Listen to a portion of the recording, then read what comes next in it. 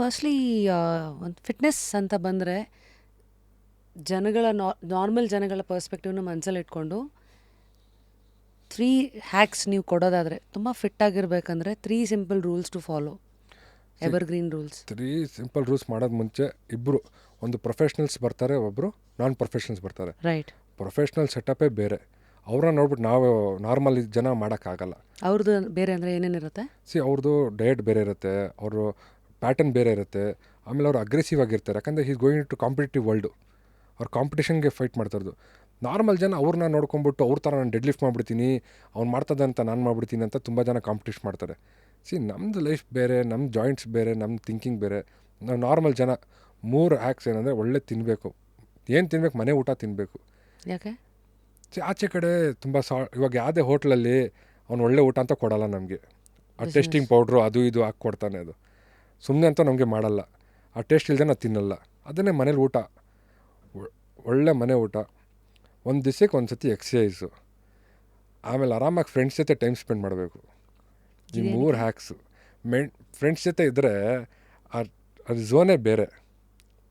Friends ಜೊತೆ ನಾವು ಹೆಂಗೆ ನಗ್ತೀವಿ ಅದು ಯಾರ ಜೊತೆ ನಾವು ನಗೋಕ್ಕಾಗಲ್ಲ. ಅದು 3 ಹೇಳ್ತಲ್ಲ, ಇದ್ದಿದ್ದರೆ ಮನುಷ್ಯ ತುಂಬ ಪೀಸ್ಫುಲ್ಲಾಗಿರ್ತಾನೆ. ಮನೆ ಊಟ, ಆಮೇಲೆ ಎಕ್ಸಸೈಸು, ಫ್ರೆಂಡ್ಸ್ ಜೊತೆ ಟೈಮ್ ಸ್ಪೆಂಡ್ ಮಾಡೋದು. ವೀಕ್ಲಿ ಒನ್ಸೋ 15 ಡೇಸೋ ಮಂತ್ಲಿ ಒನ್ಸೋ ಮಾಡಿದ್ರೆ ಚೆನ್ನಾಗಿ ಬದುಕ್ತಾನೆ. ಅದು ಬಿಟ್ಟು ನಾನು ಇದು ಮಾಡಿಬಿಡ್ತೀನಿ, ಎಕ್ಸ್ಟ್ರೀಮ್ ಲೆವೆಲ್ ಹೋಗ್ಬಿಡ್ತೀನಿ, ಕಾಂಪಿಟೇಷನ್ ಮಾಡ್ತೀನಿ ಅಂದರೆ ರಿಸ್ಕ್.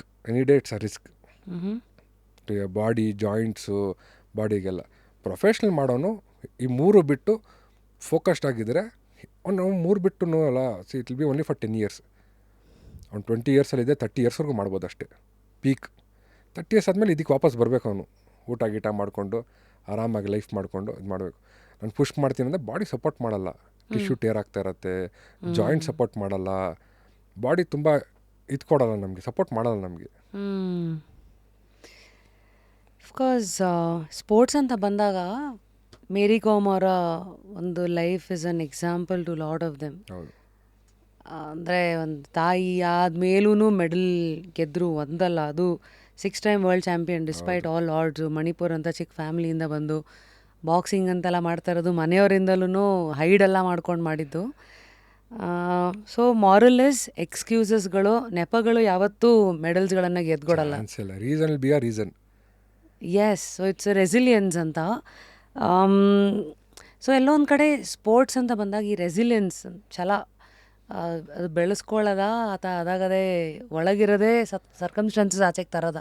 ಎಕ್ಸಾಂಪಲ್ಲು, ನನ್ನ ಮಗಳು ಇವಾಗ ಬಾಕ್ಸಿಂಗ್ ಮಾಡೋಕ್ಕೆ ನಂಗೆ ಸಖತ್ ಇಷ್ಟ. ಅವಳಿಗೆ ನಮ್ಮ ಮನೇಲಿ ಬಿಡಲ್ಲ, ಅಯ್ಯೋ ಮಕಾಮುತಿ ಎಲ್ಲ ಹೊಡೆದೋಗತ್ತೆ ಅಂತ ಒಂದು ಅವ್ರದ್ದು. ಸೆಕೆಂಡ್, ಅವಳಿಗೂ ಇಷ್ಟ ಅಲ್ಲ ಬಾಕ್ಸಿಂಗಾಗಿ, ಎಮ್ ಆಗಲಿ ಫಸ್ಟ್ ಒದೆ ತಿನ್ನಬೇಕು, ಚೆನ್ನಾಗಿ ಒದೆ ತಿನ್ನಬೇಕು. ಎಲ್ಲಿ ತಿಂತಾರಿಲ್ಲ ಒದೆ? ಆ ಒದೆ ತಿನ್ನೋರು ಯಾರಂದರೆ ಕಷ್ಟ ನೋಡಿರ್ತಾರೆ, ಮನೇಲಿ ಅಪ್ಪ ಕಷ್ಟದಲ್ಲಿರ್ತಾನೆ, ಅಮ್ಮ ಮನೆ ಕೆಲಸ ಮಾಡ್ತಾಯಿರ್ತಾರೆ. 10 ಏಟು ಹೊಡೆದ್ರೂ ನಾನು 1 ಏಟು ಹೊಡಿತೀನಿ ಅಂತ ಅವ್ರ ಮನಸ್ಸಲ್ಲಿ ಆ ಫೈರ್ ಇರುತ್ತೆ. ಈ ಮಕ್ಳಿಗೆ ಎಲ್ಲಿರುತ್ತೆ ಫೈರು?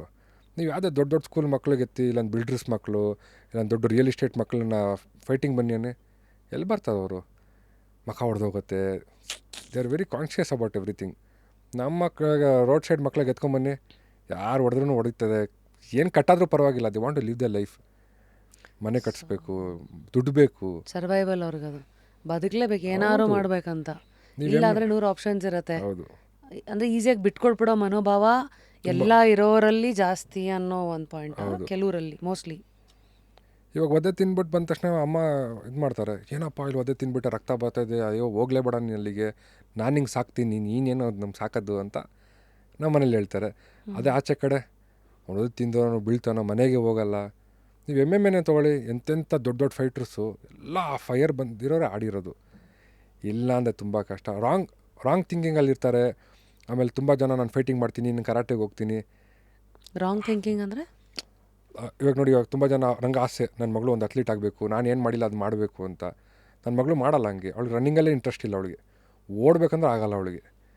ಸುಮ್ಮನೆ ನನ್ನ ಒತ್ತಾಯಿಗೆ ಇವಾಗ ಜಿಮ್ನಾಸ್ಟಿಕ್ ಹೋಗ್ತಾಯಿದ್ದಾಳೆ, ಸ್ವಲ್ಪ ಫಿಟ್ನೆಸ್ ಮಾಡ್ತಾಯಿದ್ದಾಳೆ, ಚೆನ್ನಾಗಿ ಓದೋದಲ್ಲಿದ್ದಾಳೆ ಅವಳು. She is very much interesting studying, painting, drawing, ಆ ಥರ ಅವಳಿಗೆ ಇಷ್ಟ. ಡ್ಯಾನ್ಸ್ ಮಾಡೋದು, ಸಿಂಗಿಂಗ್ ಮಾಡೋದು. ಸೊ ನಂಗೆ ಅರ್ಥ ಆಗ್ಬಿಡ್ತು, oh she is not into sports, she is into education field ಅಂತ. ಸೊ ನಾನಿವಾಗ ಫೋರ್ಸ್ ಮಾಡಿ ನನ್ನ ಈಗೋನ ಇಟ್ಕೊಂಡು ಅವಳು ಸ್ಪೋರ್ಟ್ಸ್ ಮಾಡಲೇಬೇಕು, ನನಗೆ ಅವಳು ಮೆಡಲ್ ತೊಗೊಂಡೇಬೇಕು ಅಂದರೆ ಎಂಡ್ ಆಫ್ ದ ಡೇ ಎಲ್ಲೋ ನಿಂತೋಗ್ಬಿಡುತ್ತೆ ಅವಳು. ಆಗಲ್ಲ, ಅಂತ ನಿಂತೋಗ್ಬಿಟ್ಟು ಈ ಕಡೆ ಎಜುಕೇಷನ್ ಹೋಯ್ತು, ಈ ಕಡೆ ಸ್ಪೋರ್ಟ್ಸ್ ಹೋಯ್ತು. ತುಂಬ ಜನ ಪೇರೆಂಟ್ಸ್ ಆ ಥರ ಮಾಡ್ತಾರೆ. ಐ ಥಿಂಕ್ ನಿಮ್ಮ ಇನ್ಸ್ಟಾನ ಹೋಗಿ ನೋಡಿದೆ ಕೆಲವು ವಿಡಿಯೋಸು. ಮಗಳ ಹೆಸರು ಸುಗ್ರ. ಸುಗ್ರ ಅಲ್ಲ? ಹೌದು. ನಾನು ಒಂದು ವಿಡಿಯೋ ನೋಡಿ ಅದು ನನಗೆ ಹಿಡಿದಿಡ್ತು. ಅವಳು ಕಾರ್ ಮೇಲೆ ಕೂತಿದ್ದಾಳೆ, ಕೈ ಮೇಲೆ ಎಲ್ಲ ಈ ಕಡೆ ಒಂದು ಹಾವು ಇದೆ, ಕತ್ ಮೇಲೆ ಒಂದು ಹಾವು ಇದೆ, ಇನ್ನೊಂದು ಅದೇ ಎಕ್ಸ್ಟೆನ್ಷನಲ್ಲಿ ಒಂದು ಚೇಳನ್ನು ಬಿಡ್ತಾ ಇದ್ದಾರೆ ಕೈ ಮೇಲೆ. ಅವಳು ಆರಾಮಾಗಿ ಕೂತಿದ್ದಾಳೆ. ಅದು ನೋಡಿದಾಗ ಐ ವಾಸ್ ಲೈಕ್, ಅದು ಒಂದೇನೋ ಹೇಳ್ತಾರಲ್ಲ, ಒಂದು ಅಗಳು ಸಾಕು ಅನ್ನ ಬೆಂದಿದೆಯಾ ಅಂತ ನೋಡೋಕ್ಕೆ. ಅದೊಂದು ಸಾಕಾಯಿತು ನಿಮ್ಮ ಪೇರೆಂಟಿಂಗ್ ಸ್ಟೈಲ್ ಅರ್ಥ ಮಾಡ್ಕೊಳ್ಳೋಕ್ಕೆ. ಲುಕ್ಸ್ ಲೈಕ್ ನೀವು ತುಂಬ ಸುತ್ತಮುತ್ತ ಇರೋ ಸೊಸೈಟಲ್ ನಾರ್ಮಲ್ ಕಂಡೀಷ್ನಿಂಗ್ನ ಪ್ರಶ್ನೆ ಮಾಡ್ಕೊಂಡು ಬೆಳೆಸ್ತಾ ಇದ್ದೀರಾ ಅಂತ ಅನ್ಸುತ್ತೆ. ಅವಳು ಒಂದು ಸತಿ ಕಪ್ಪೆ ನೋಡಿ ಎದುರ್ಕೊಂಡ್ಬಿಡಿದ್ಲು. ನಾಳೆ ಎದ್ರದ್ದಲ್ಲ, ನಿಂಗೆ ಕಾನ್ಫಿಡೆನ್ಸ್ ಬರುತ್ತೆ ಅಂತ ಕಪ್ಪೆ ಹಿಡಿಯೋದು ಕಲಿಸ್ಕೊಟ್ಟೆ. ಆಮೇಲೆ ನನ್ನ ಫ್ರೆಂಡ್ ಹಾವೆಲ್ಲ ಸಾಕಿದ್ದ, ಹಾಗಾಗಿ ತೊಗೊಂಬ, ಏನಕ್ಕೆ ಭಯ ಇರಬಾರ್ದು ಮಕ್ಕಳಿಗೆ. ಇವಾಗಲಿಂದ ಅಭ್ಯಾಸ ಆಗಿದ್ರೆ ಶಿಲ್ ಬಿ ವೆರಿ ಕಾನ್ಫಿಡೆಂಟ್. ನಾವು ನೋಡಿ ಹಾವು ನೋಡ್ತಾ ಎದುರ್ಕೊಂಡ್ಬಿಡ್ತೀವಿ, ಇಲ್ಲಿ ಬಂತು ಅಂದರೆ ಕಾಲ ಮೇಲೆ ಇಟ್ಕೊಂಡ್ಬಿಡ್ತೀವಿ, ಕಿರ್ಚಾಡ್ಬಿಡ್ತೀವಿ. ಅವ್ರಿಗೆ ಹ್ಯಾಂಡಲ್ ಮಾಡೋದು ಕಲಿಬೇಕು. ಸೊ ಅದೊಂದು ಸ್ವಲ್ಪ ಆ ಥಾಟ್ ನಿಮ್ಗೆ ಯಾಕೆ ಬಂತು? ಯಾಕಂದರೆ ನಾನು ಎದುರ್ಕೊತಾ ಇದ್ದೆ ಹಾವುಗಳು ನೋಡಿ. ಚಿಕ್ಕ ವಯಸ್ಸಲ್ಲಿ ನಮ್ಗೆ ಯಾರೂ ಹೇಳ್ಕೊಟ್ಟಿಲ್ಲ.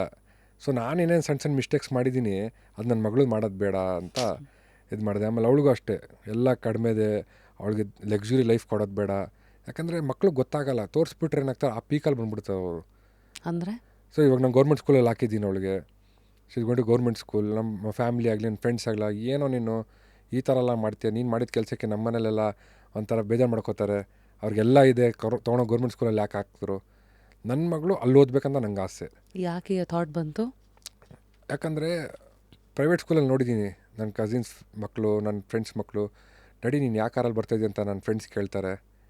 ನಾವೆಲ್ಲಿ ಹೋಗ್ತಾಯಿದ್ದೀವಿ ನೆಕ್ಸ್ಟ್ ಟ್ರಿಪ್ ಯಾವ ಪ್ಲ್ಯಾನ್ ಮಾಡ್ತಾಯಿದ್ದಾರೆ, ನೀವು ಓದೋಕೆ ಹೋಗ್ತಾ ಇದ್ದಾರೋ ಇಲ್ಲಿ ಇವಾಗ ಶೋಕಿ ಮಾಡೋಕೆ ಹೋಗ್ತಾಯಿದ್ದಾರೋ. ನಮ್ಮ ಟೈಮ್ ಹಂಗಿರಲಿಲ್ಲ.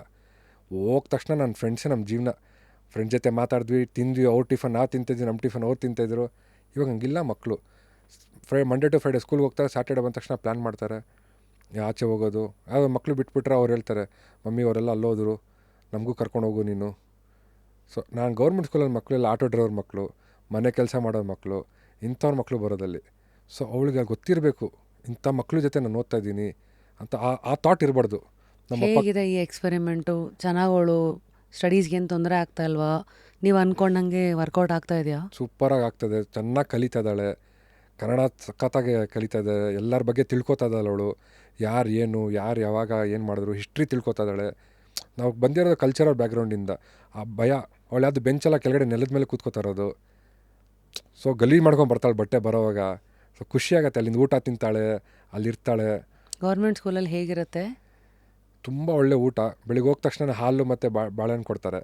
ಅದು ತಿನ್ಕೊಂಡು ಹೋಗಿದ್ರೆ ಮಧ್ಯಾಹ್ನ ಊಟ ಮಾಡಿಕೊಂಡು ಮಧ್ಯಾಹ್ನ ಬಂದುಬಿಡ್ತಾಳೆ ಸ್ಕೂಲ್ ಮುಗಿಸ್ಕೊಂಡು.